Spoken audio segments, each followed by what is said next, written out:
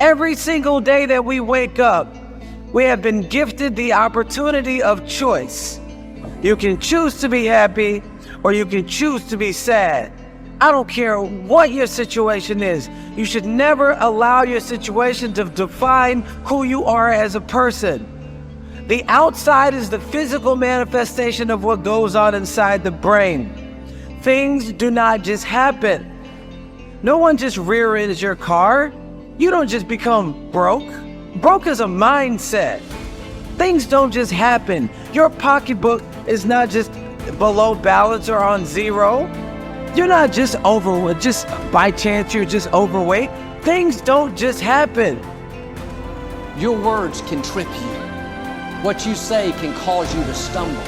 It can keep you from your potential. You're not snared by what you think. Negative thoughts come to us all. When you speak them out, you give them life. That's when they become a reality. When you say, I'll never get back in shape, it becomes more difficult. You just made it harder. When you say, I never get any good breaks, that stops the favor that was ordained for you. If you say, I'm not that talented, I don't have a good personality, that is setting the limits for your life. That is calling in mediocrity. So the recognition that negative thinking and unhappy states actually do nothing to change anything. If anything, they make it worse. So if there's enough awareness and you can suddenly look at that, and then you can ask yourself from the deeper perspective of awareness, do I want to continue to think these thoughts? Is that helpful or good? Do I really want that? Ask yourself, what is my limiting step? What is the one factor that determines the speed at which I achieve my goal, or whether I achieve it at all? Once you've answered this question, you can move on to making a plan for how to accomplish your goals by eliminating this limiting factor.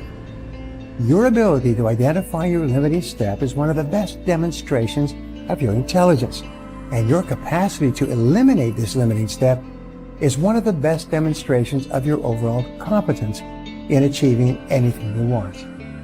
It's our thoughts that are manifesting this world. Now you could say that's a spiritual thing, and now I say not only is it spiritual, now it is fundamental basic science of the universe. And it says then the thoughts are creative. Well, if the thoughts are creative, then who is having the thought? And you start to realize I'm having the thought. Well, then the truth is simple.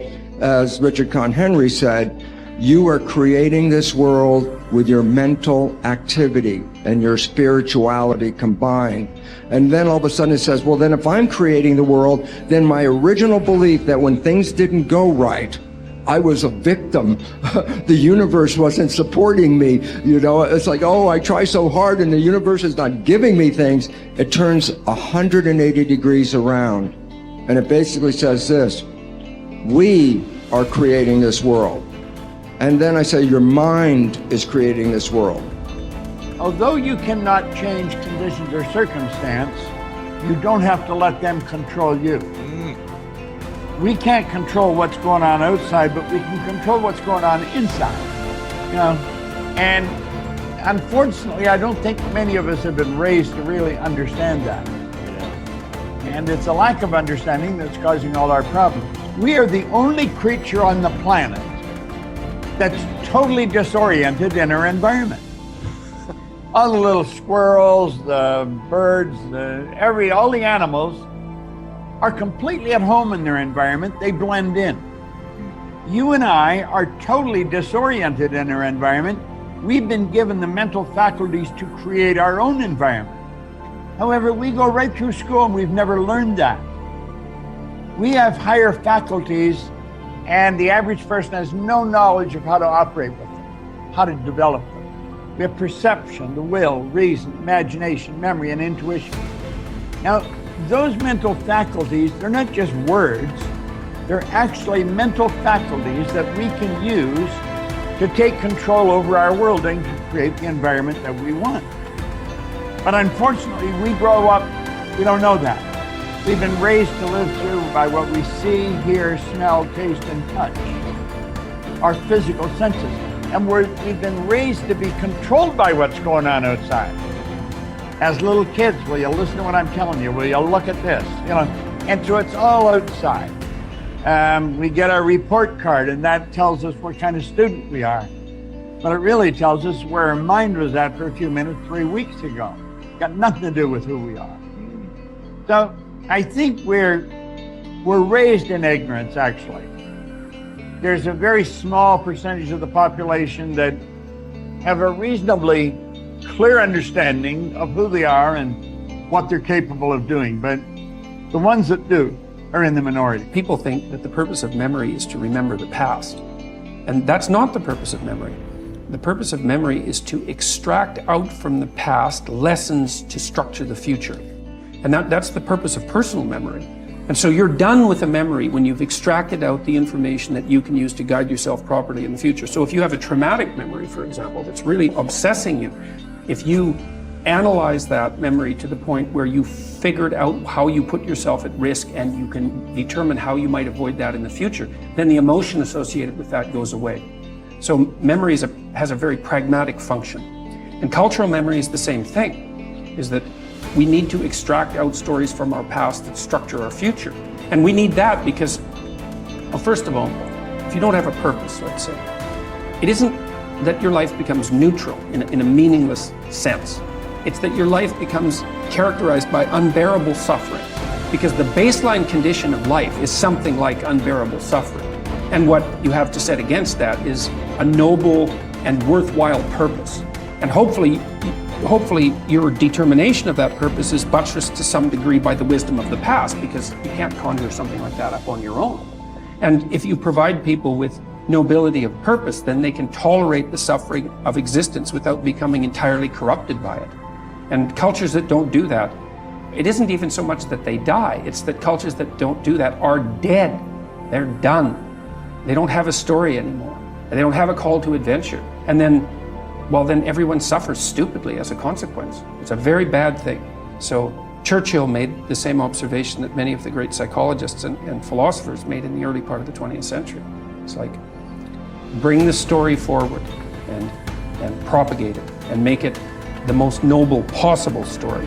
And then you motivate people to transcend themselves, which they need to do.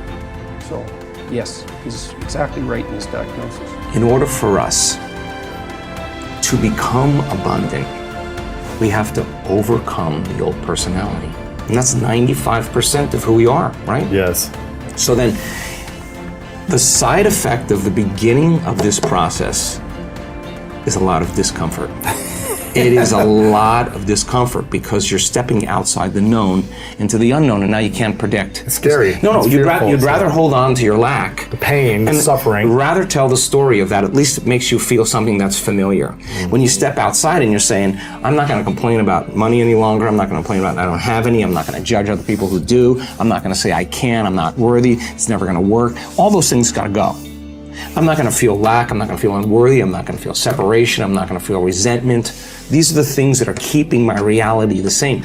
Now it's no longer about abundance, about who you become. Mm-hmm. The most successful people are long-term thinkers. They look into the future as far as they can to determine the kind of people they want to become and the goals they want to achieve.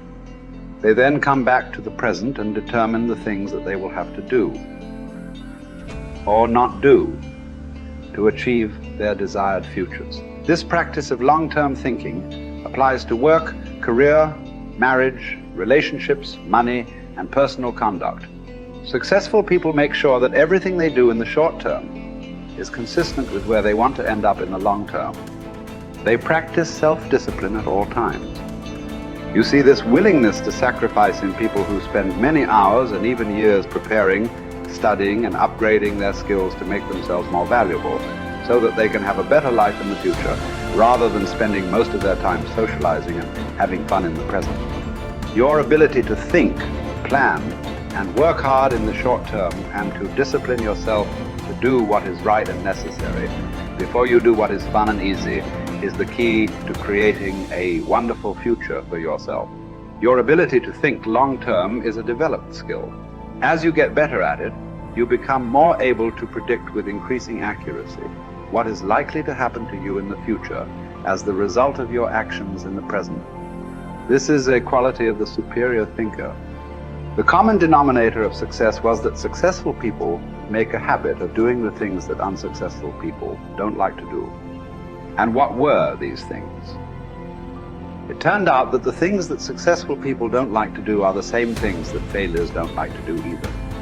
But successful people do them anyway because they know that this is the price they have to pay if they want to enjoy greater success and rewards in the future. Successful people are more concerned with pleasing results, whereas failures were more concerned about pleasing method.